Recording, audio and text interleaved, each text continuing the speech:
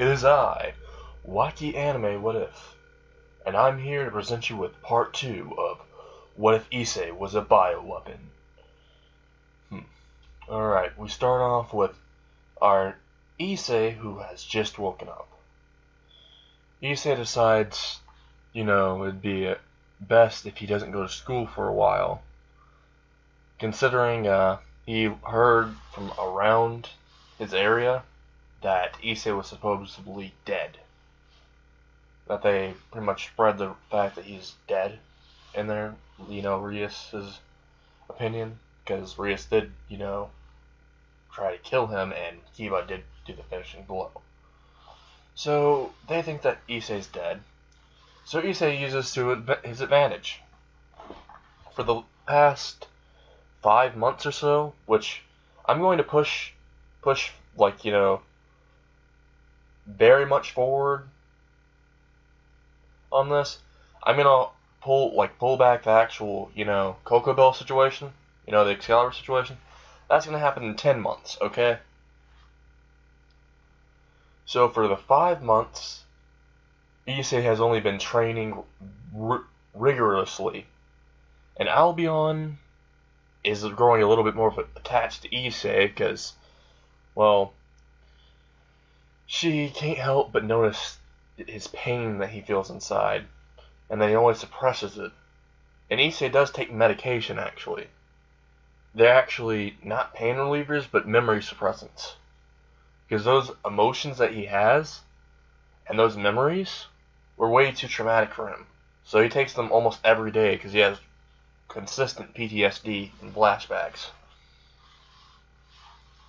So the past 5 months, he repetitively trained in the forest, tried to master some of his bioweapon, capabilities. He learned that he can actually create the claws at will now. And he can also make some of his flesh on his back mold and pop out. Like some of his actual skeleton will pop out of the back, and then his human flesh will literally multiply and spread around it and make humanoid wings out of his own flesh. He calls them flesh wings. So his flesh wings are what he uses to fly. Which honestly, Albion was kind of disturbed by this, because the wings also had mouths on them and they scream, making a sonic boom. And that's how he flies faster. He can technically almost go to the speed of light. Well, the speed of sound. But doing this could also burn up his body, so he refuses to do that. I mean, he can regenerate, but if he gets too much damage done to him, his regeneration will stop. So he starts, training more and more. He ends up talking to Albion and asking what does he need to do to unlock more power for, Albion, from Albion. Is it similar to what Drake does? And Albion said, well, you already have all the requirements to go into Balance Breaker. The perfected version, actually. Your body will withstand it. And you can almost go into Juggernaut, which Issei is actually very pleased with. So he trains in his Balance Breaker until he's able to hold the Balance Breaker for a whole 2 days. But if each time it gets broken, let's say this, it can only get broken 5 times a day, okay? And then he won't be able to use the Balance Breaker the entire time for that day. Issei already trained for the 5 months. He's done very well, and then when he's walking home, he decides in his head, I'm going to go to Koha Academy now. Koha Academy. I need to get revenge on those fools anyway. And Albion inside of his head just says, I agree with you. I'm there every step of the way, partner. And then Issei on the inside cringes and says, don't call me partner. And Albion's kind of depressed, and then he says, just call me friend. And then Albion just cheers up, and just literally, in the mindscape, hugs Issei. And she's in her human form, okay? She hugs Issei. Issei has no reaction though. Almost all of his emotions are pretty much dulled. Like his facial expression is pretty much permanently on the icy cold side, or like the sad boy's eyes. He, goes home, meditates and stuff now, and just talks to Albion in the actual mental state. They talk for hours and hours. Albion, asks about the experiments and stuff because she couldn't see all of the memories. And then he says, you know what? If I trust you with this, you have to vow not to leave me. Please don't leave. And Albion was pretty shocked because, well, Issei's never expressed anything like this. And then Issei says, the things that were done to me can never be undone. I'm not human. I'm not a demon. I'm not an angel. Not a fallen angel. I'm what would be simply called a monster. An abomination. Something that shouldn't exist. And I'm already coming to my peace with this. Though it did take years upon years and suppressing my memories the entire time because of the emotional trauma.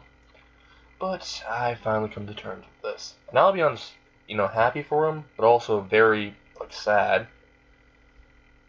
He wants to know more about what happened.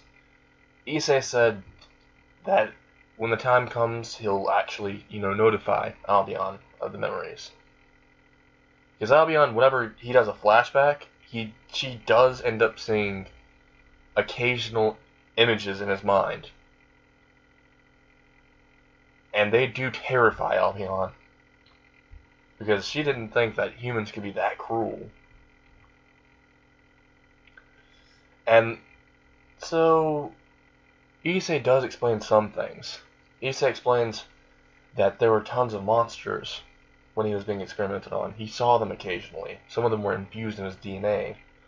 There was this one monster that stood out to him the most, though, because he had to fight hordes of them.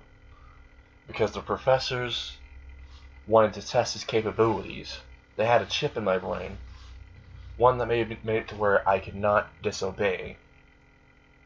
I had to fight 10 nemesises, and I barely came out alive. My arms were mangled, and then he just stops and then has a flashback. The flashback starts with this. A doctor walks in the room where Issei's an actual tank full of green liquid. Green and red liquid. And then there's tubes surrounding the tank infusing tons of DNA of the T virus, the G virus, pretty much every virus imaginable. And Issei's still taking the human form. He can regenerate limbs, is what they found out, which they found very intriguing, but they wondered if his bones were crushed to dust, would they still regenerate? And they had the perfect test subjects to test them with. Because at this point in time, they were trying to, make the ultimate soldier. Which Issei was pretty much the basic ultimate soldier. So, the main mad scientist just walked in. We're gonna name him Carl, okay? Also, if you know this name from the references, pretty good. That's good. So Carl walks in, tells them to release the test subject after you reassemble the parts.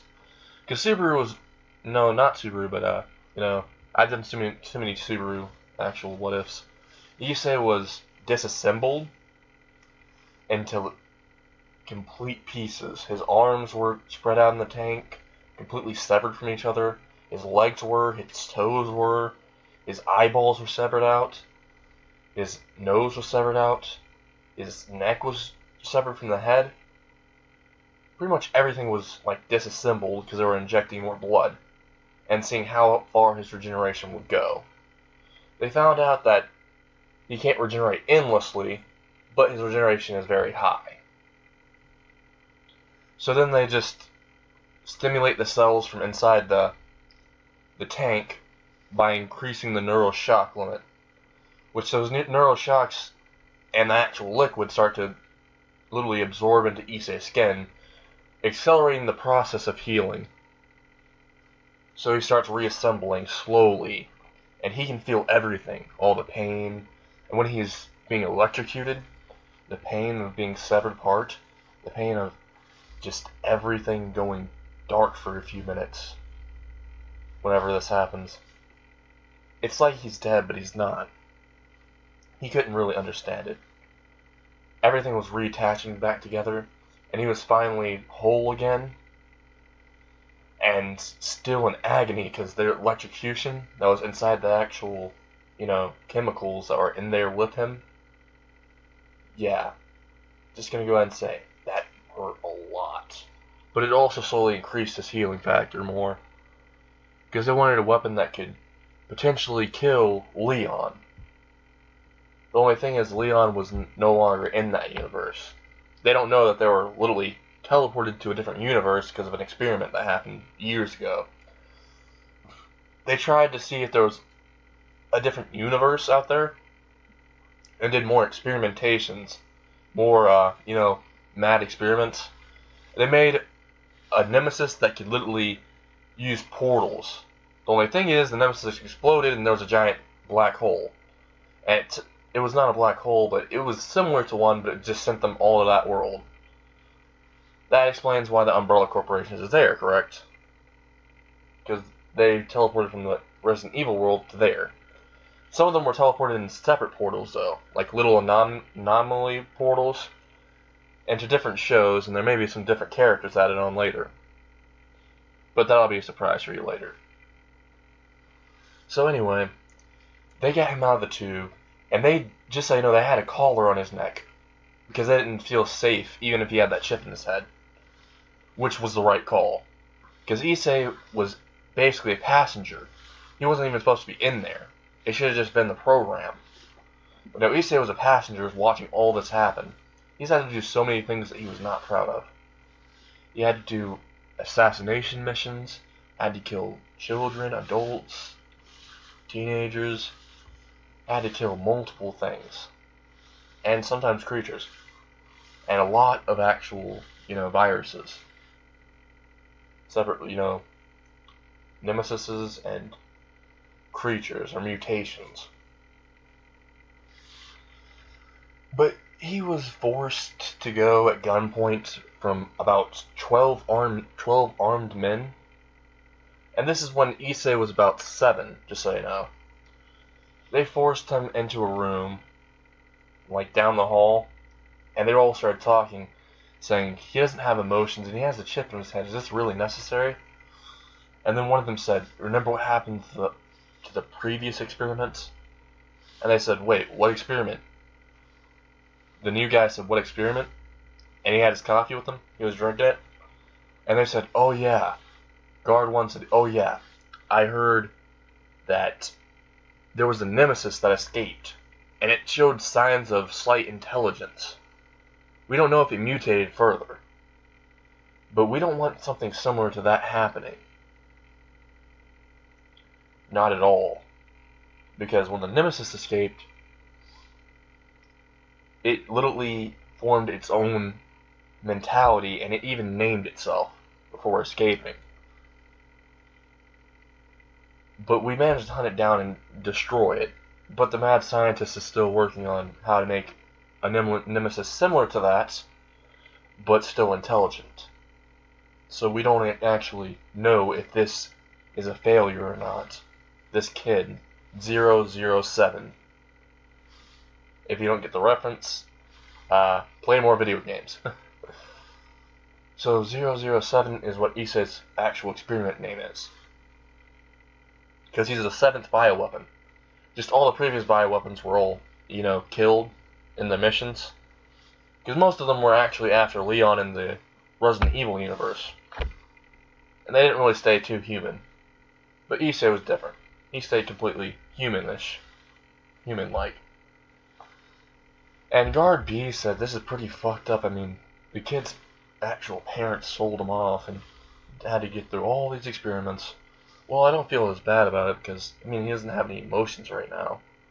And then Issei in the passenger seat is still furious. But nothing really releases outside of that. Like, his outside is completely blank and it's motionless. They force him into the testing room, and up top, Issei looks upwards and sees the mad scientist, and he goes up to the speaker and says, "Attention, 007. I would like you to fight all 10 of these." And then he presses the button, he smashes it down, and says, "I hope you survive, 007, because I want to see your full capabilities. I want to see what monster I managed to create. Show those nemesises that you are the Alpha. You are the ultimate life form. Something that is beyond comprehension from devils, angels, fallen angels, mankind in general, and anything beyond." And he has all this crazy smile. And the guards behind him, like, you know, in the glass room, the completely bulletproof glass room, it's a glass that's literally able to withstand a full Nemesis punch for about 50 years, which they tested at one point. And that's the reason why they know. So, yeah, the guards are creeped out because that scientist is eccentric as fuck. So Issei literally looks around in his room that he was in and sees all 10 of these doors open, and the big bad nemesis come out themselves. They all charge at him, and just so you know, he's dodging about 4 of the fists, but then fucking 6 come at him, and he's like, "Oh shit." He gets punched dead in the wall. Like, the wall literally explodes behind him. And there were a few hydrogen tanks, just so you know. And when Issei saw this, he was like, "I wonder if this will work." Issei grabbed the hydrogen tank, threw it at the nemesises. All they did was just slap it away. But Issei was thinking very smart. Because when he kept on throwing the actual, you know, hydrogen tanks from behind him, he already had thrown about 50 of them, just so you know. And these nemesises aren't exactly full-bred nemesises, they're experimental versions. So they're not like the ones from Resident Evil that can survive that shit, just so you know. Only about a few of them will survive after this. So, after he threw all those, he had, just so you know, 2 Desert Eagles on him. He always had 2 Desert Eagles. They let him keep those when he went into testing. So he pulled out one and fired at the nemesis, and this nemesis had little of intelligence, so he moved to the side, which all other nemesises were kind of like, you know, just completely still when he was shooting at them. And they had bullet holes all over them. Only one of them really dodged, which the scientist actually noted that one dodged, and said it might have intelligence. And literally went on the mic and said, "007, if you manage to survive this, please spare that one nemesis. I'll name that nemesis, since it actually has intelligence, 008. And literally, Issei just nodded toward the doctor, and started shooting, which the nemesis that was sort of intelligent laughed a little when he's dodging. But then Issei said, "What are you laughing at? Fucktard. I wasn't aiming towards you. Look behind you." The nemesis looks behind him and sees those hydrogen tanks about to explode. That nemesis starts fucking running, was like, "Nope, not today." Starts running towards Issei and trying to, like, you know, barrage him with punches. He's like, "Muda, muda, muda." And then Issei's like, no. Just dodges every single punch. And then just activates the claw and slashes the nemesis 12 times in the chest, leaving battle scars everywhere on that nemesis. And then just the nemesis tries to reel back another punch, all that Issei does is grab that punch, twist the arm, and then yanks it off and starts beating the fuck out of that nemesis with it. And then the professor said, 007, I thought I told you to keep 008 alive. And then Issei just told the doctor, I am keeping him alive. You didn't specify. So your orders didn't specify on how damaged the specimen can be. Which the doctor smiled and said, I like this cruelty. I love that. So on the speaker he said, 007, after this we're going to do some more experimentation on you, so please head back to your biochamber after this little scuffle. And then 007, also Issei, said, okay, through the actual arm, through the Nemesis's arm, so 008's arm, literally just stepped on 008's head, crushing him to the ground, not killing him, but then walks up to his legs and brutalizes him. That Nemesis is regenerating, just so you know. But he crushes both of those legs like cranberries. It's like mashed cranberries there. And the other Nemesises are about to charge in, but the hydrogen tanks behind them, yeah, they exploded. All of them are pretty much dead except for one of them, which Issei didn't see. And that one Nemesis turns his arm into a blade, sneaks up behind Issei, and Issei's focused on beating the shit out of 008. And then, yeah, that Nemesis slashes Issei's arm off. And Issei doesn't scream, just looks at his arm and says, oh, I guess I was a little cocky. I might need the doctor to fix that problem. Just looks at the Nemesis. The Nemesis literally shivers from Issei's eyes.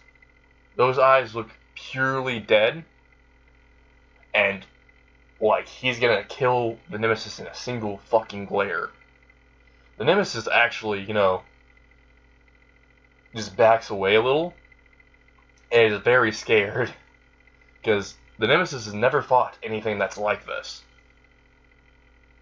Yeah, the Nemesis has fought multiple, T-virus, mutants, and bioweapons, but nothing like Issei.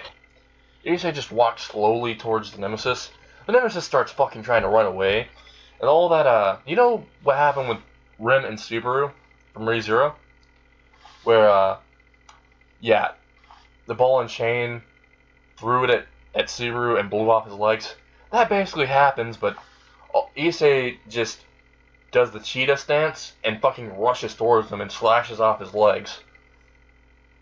Well, one leg, and the Nemesis falls down and is literally just grabbing the ground with his fingernails, and Issei starts pulling him backwards. And you can hear the scraping of the Nemesis' fingernails and his screams in agony. And 008's watching this in horror. And then he grabs that leg, just fucking picks up the Nemesis by it, and slams him to 008, rupturing every organ that 008 had. And the concrete fucking smashed. Then he pulled the Nemesis closer towards him, grabbed his head, with the claws out still. With one hand, the actual claws were right behind his head. He reeled back his other hand with the claws, and just yanked them right into him. Just pushed it right through the head. And then just yanked the head right off, and threw it to the side. And even after that, since, the order to stop wasn't given from the doctor, he was slashing into the guts of the Nemesis that was already deceased, just so you know, and ripping out all the entrails, all the organs, and then just continuously tearing and tearing. And the doctor is just laughing maniacally in the background. And the guards are fucking terrified. Guard 1 says, "What type of monster is this? What the fuck has this doctor created? What has Carl done?" And yeah, they are shitting themselves and pissing themselves right now. And Carl looks behind him and says, "Did my creation scare you? Well, he's not even complete yet, so you haven't seen jack shit yet." And then he just starts laughing even harder, and the guards are fucking terrified. Because they just saw a kid tear apart multiple nemesises like they were nothing. They're experimental versions, but they're still nemesises. Even though they're not like a full-powered nemesis from Resident Evil yet? Yeah, no. It was like, fuck. They were scared shitless. And then Issei is still tearing it apart, and that 008 nemesis is watching in pure fear. And Carl comes on the intercom. The Dr. Carl says, "Very good, 007. Could you drag 008 into the chamber with you? Just get him into my lab, actually, and then go head to your chamber."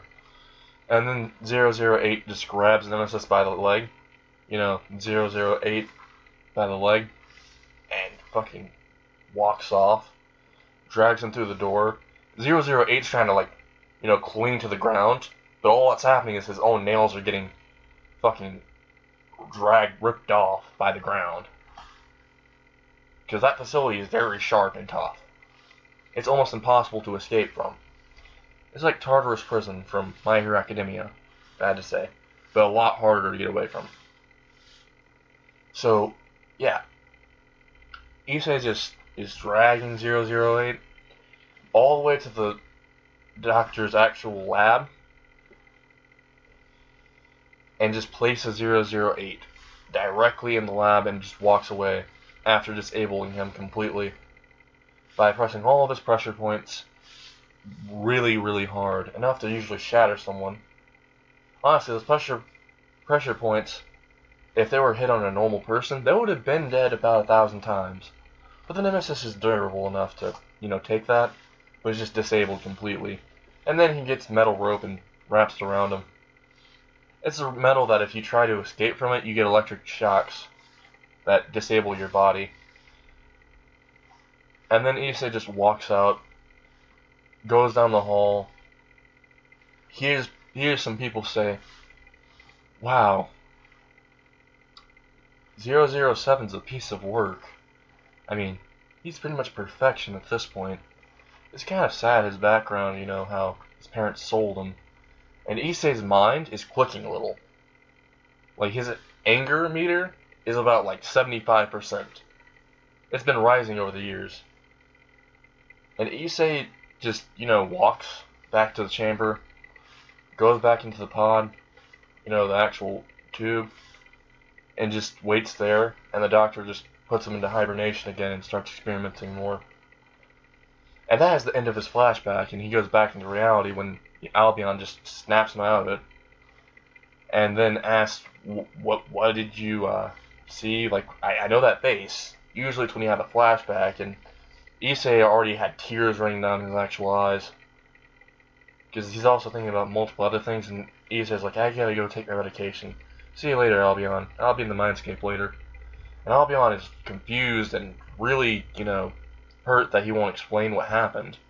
But also very, very worried because, Issei literally just called Albion a friend. And Albion has never had a friend before. Just so you know. Albion's never had one. Volley's a complete jackass. And Issei is really sweet. Albion's developing a little crush on Issei. Issei literally just gets out of the mindscape, is in a cold sweat, because whenever he's in the mindscape, he's technically sleeping. He is in a cold sweat, and he's just sweating bullets. His whole bed is soaked.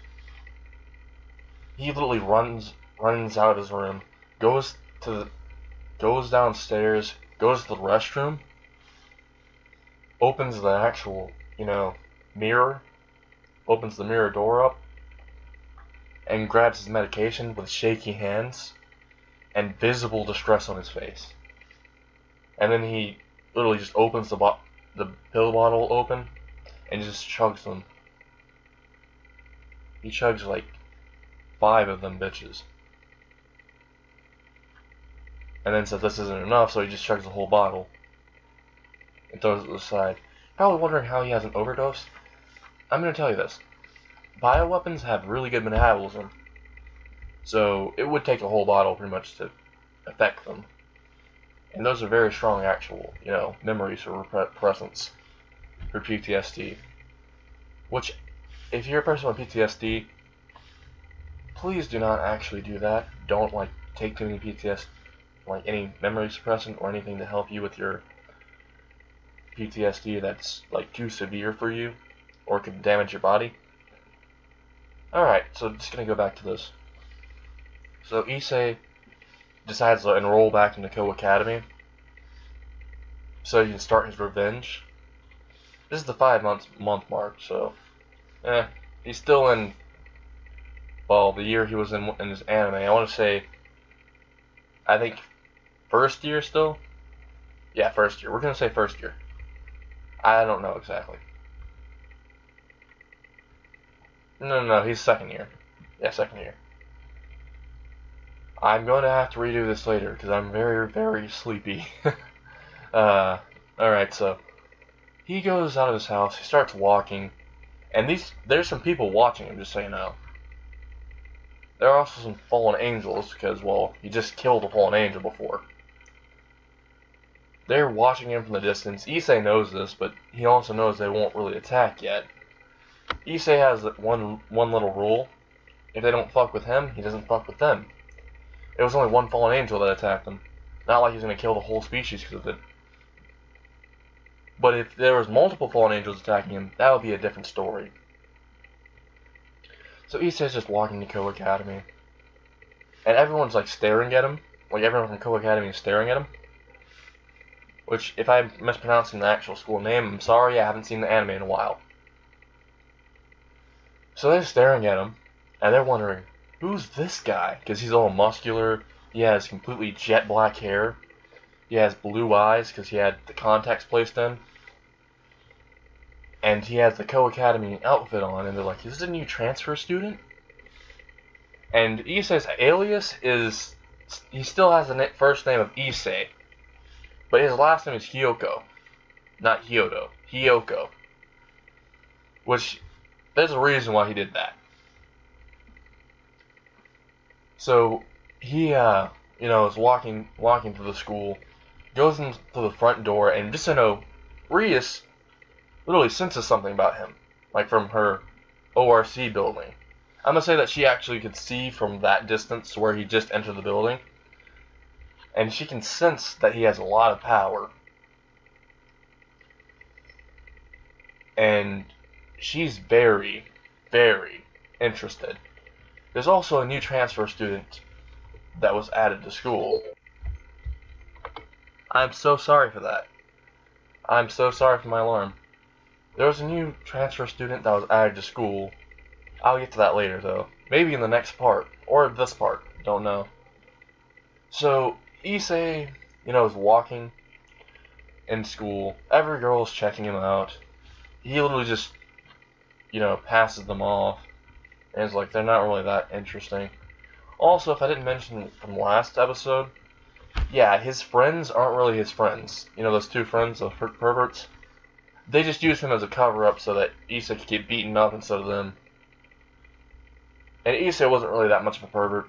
I mean, he is one. It's just not like a open pervert, more of like a closet pervert. And Issei also already got rid of his perverted crap that they gave him. So Issei just starts walking to his classroom. All the girls are just guying him. Just basically having Niagara Falls while they're watching him. And Issei just literally looks at them with pure disgust. And they're actually into it. He looks cold, but they're into that. So they start following him around, asking him questions. And then he says, "You stupid bitch! Get away from me, you stupid bitches."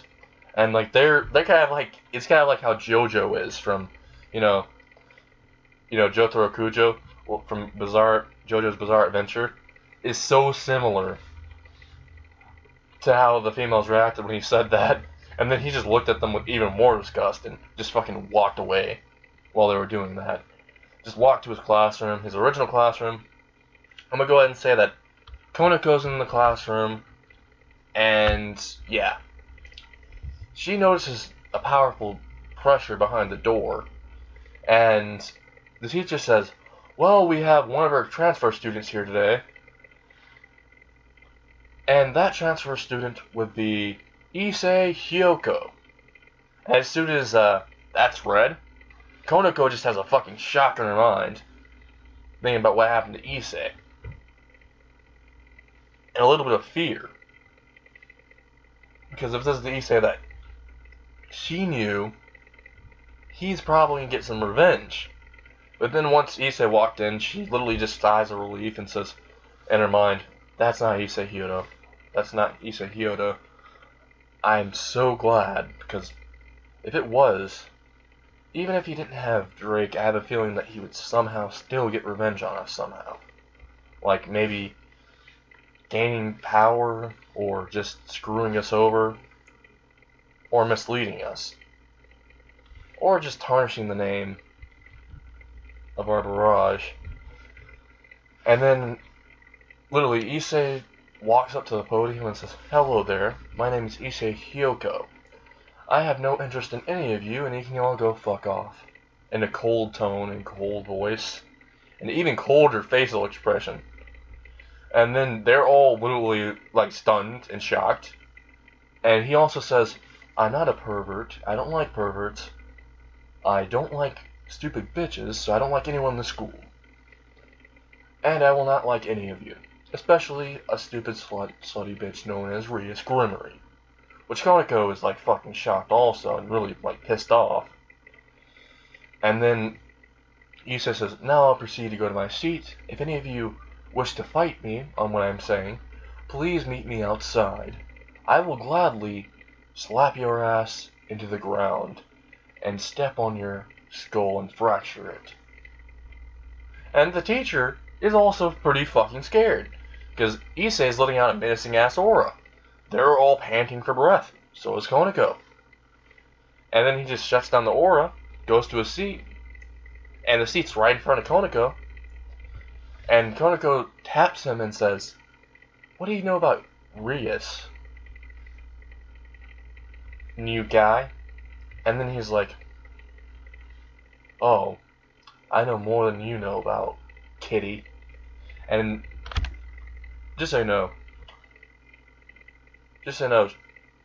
Kurumi is just, well, Konako, fuck, I keep on saying Kurumi, fuck. Okay, Konako is fucking shocked, because she's like, wait, does he know? Like, on the inside, like, does he know? Does he not know? Or is that just a nickname? I can't really tell with this guy. And then Issei says, oh yeah, also, I actually had a friend who was known as, Issei Hyodo? And then fucking Konako drops in a motion state. Her face goes so pale. Like, you could literally mistake her for a goddamn ghost.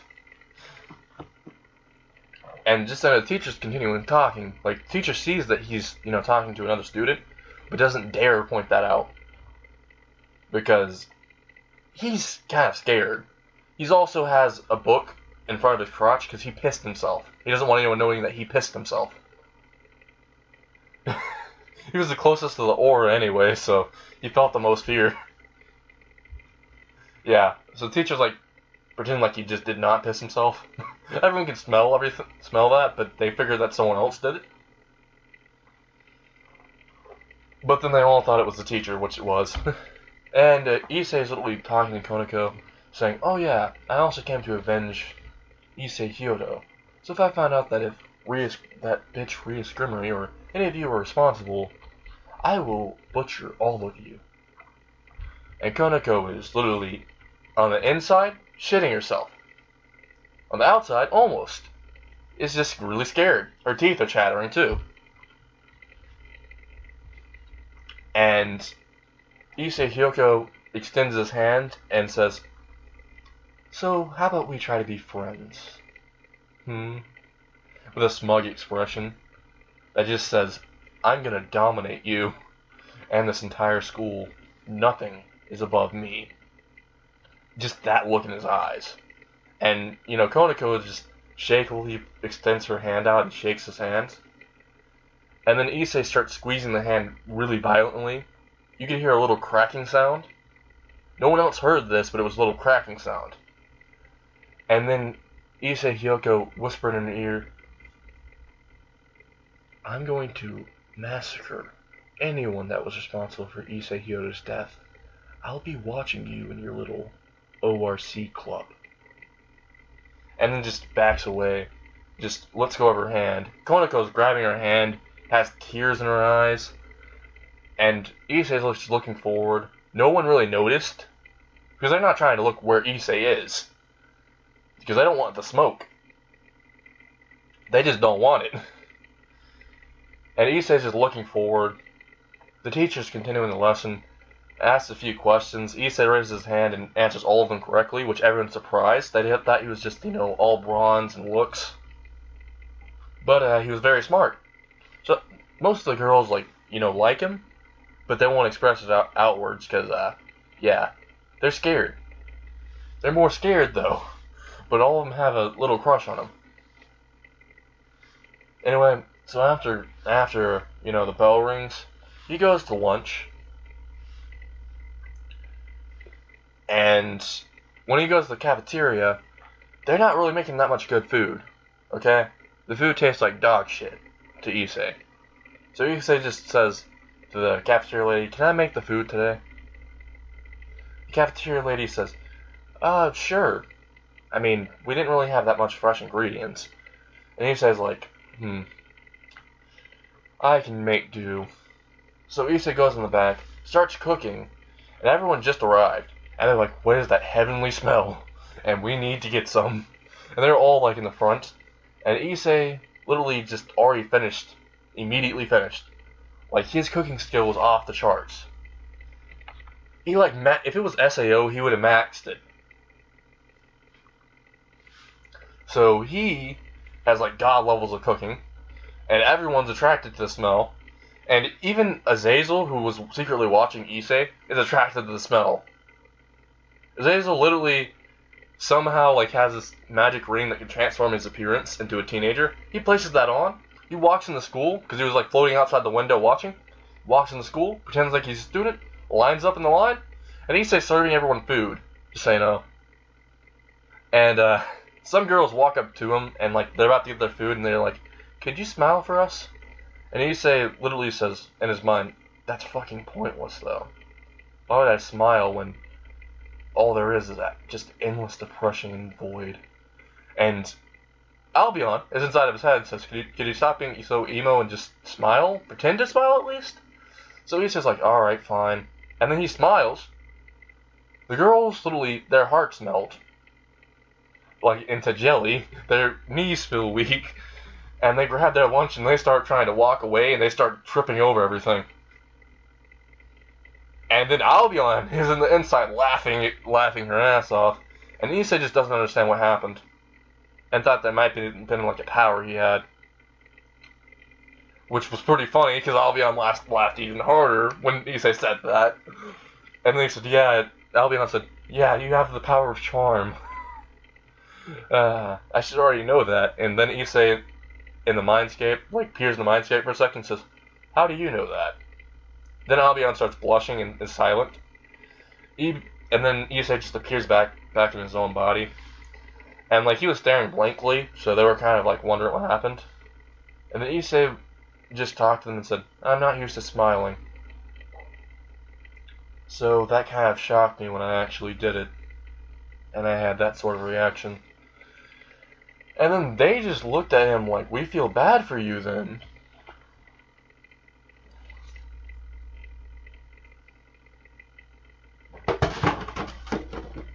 Because almost everyone knows how to smile.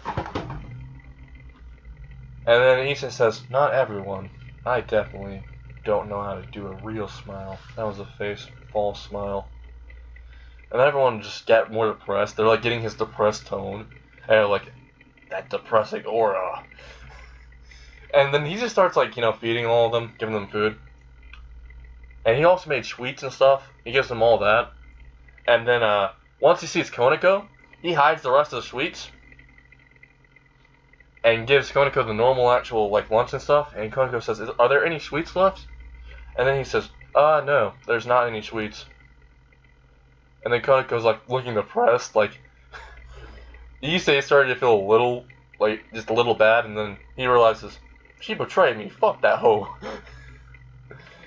And just, waits for the next person, and Azazel shows up in his teenage form, and says, "Can I, get some food too?"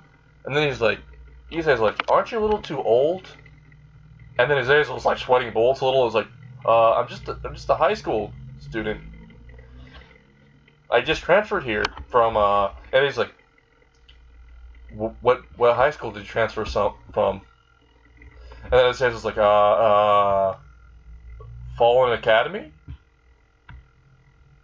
And then he says, like, Fallen Angel, you need to know a little bit better than just to use part of your race title into a name for a school and think that's going to be legit." And then, like, Azazel's like sweating bullets, about to try to leave, and then he's like, "Come here, I'll give you a plate."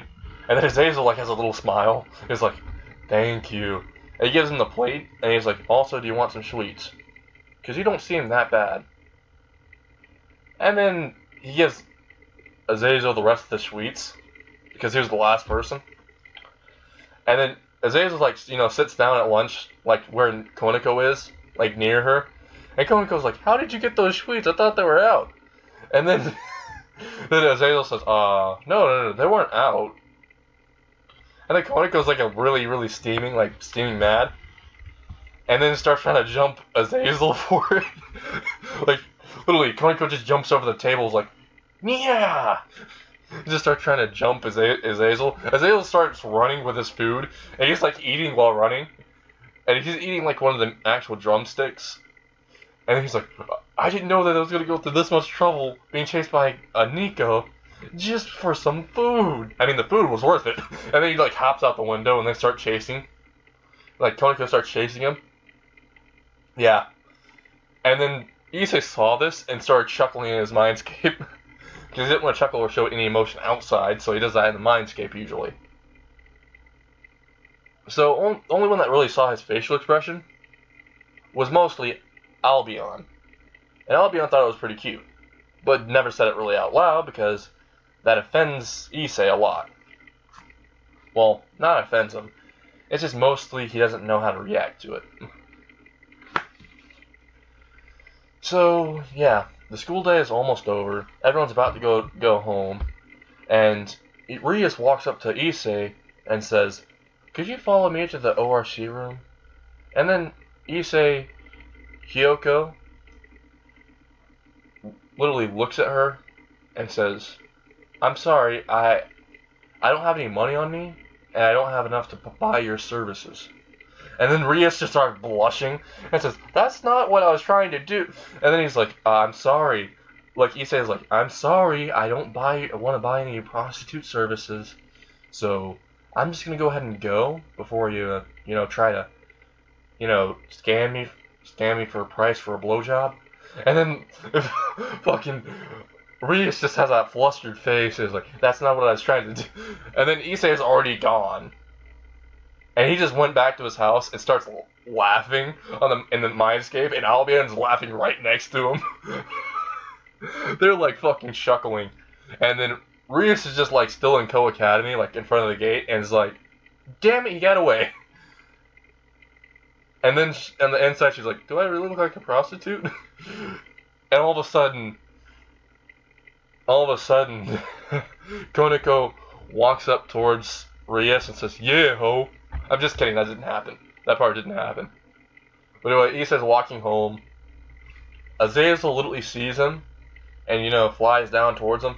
Issei's not really doing anything because he can tell that Azazel isn't trying to hurt him. And he knows about Azazel, because he's literally researched a lot of stuff. So he literally just says, "Yo, Azazel," and Azazel's shocked that he knows him. And he says, "Isn't this the first time that we're meeting?" And then he said, "No." Issei says, "No. You were in your teenage form for some food, remember?" And then, like, fucking Azazel was like, well, can you blame me? Your food tasted delicious." And then, you know, Issei's like, well, thank you. Do you want to get some dinner? I'm about to make some food at my house, so I always make too much, so do you want some? Azazel's like, "Hell yeah, dude. Lead the way." And they start, like, going home, like, going to Issei's house. Issei opens the door, and, like, you know, invites, you know, Azazel in. Azazel walks in, and he's like, "Nice house you got here. It seems kind of depressing and lonely, though." And then Issei is like, "Well, I'm depressing and lonely." And then Azazel literally, on the inside, is like, "Oof! That hit me in the spot that really mattered. My depression." Issei just laughs at that. They start laughing. They like, you know, start talking. Issei's cooking food. Azazel asked a, you know, big deal question. "Do you want to become a fallen angel? And, you know, join my barrage?" Or, not my barrage, but, well, yes, actually, my barrage. "You seem really athletic, and you seem very strong. I can sense it from your aura. Though it's kind of twisted, though. Dark and malevolent a little. But you're hiding most of it." Then Issei literally says while cooking, "If I don't hide it, then you'll die. Or pretty much anyone. You won't die, but you'll probably be shaking in your boots." And then Azazel doesn't find that offending, because he actually thinks that's probably correct. Because this is the amount that he's releasing right now. If he's holding back, which, you know, Azazel knows he is, and it is almost at par with him, does not want to see his full powers. Like, yeah, I believe you. You don't have to show me." And then Issei just chuckles a little bit and says, "I'm no threat to you, though. Only threat that I am to is to Rias and her ORC club."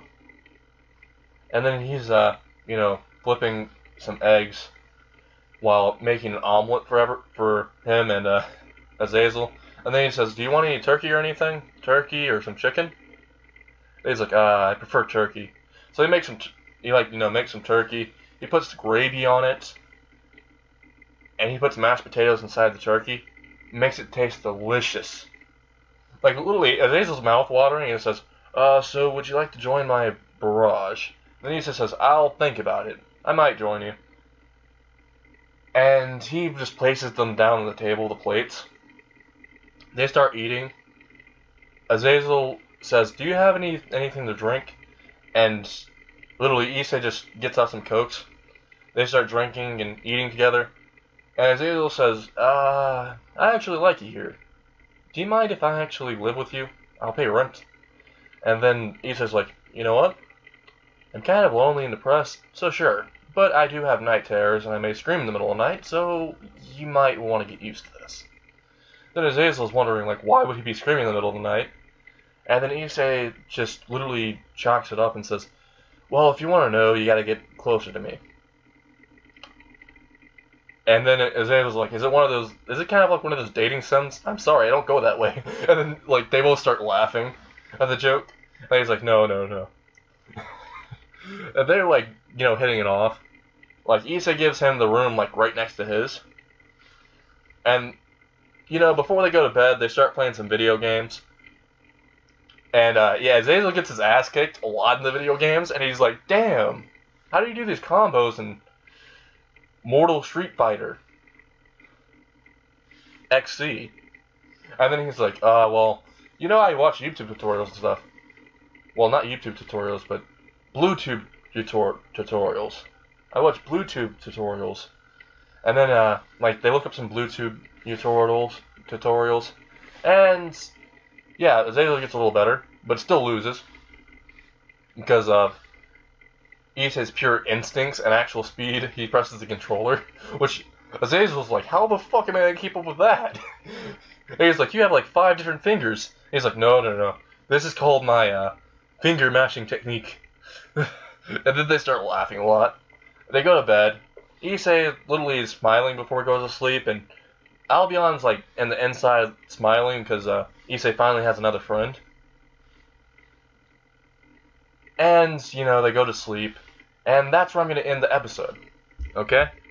I'm sorry if this episode was short or too long, I can't really tell, because I can't see the actual time length. But anyway, I'm going to do a part 3 maybe in the future. I hope this goes well. Also, I'm still kind of newish, so don't give me too much hate if it doesn't, and I'm very tired. So, yeah, bye, and I hope everyone has a wonderful day. Wacky Anime What If, tuning out. Well, not tuning out. More like exiting the premises, I guess. Yeah, I can't give you a catchphrase yet. Laugh at all you want. I know, lame. Anyway.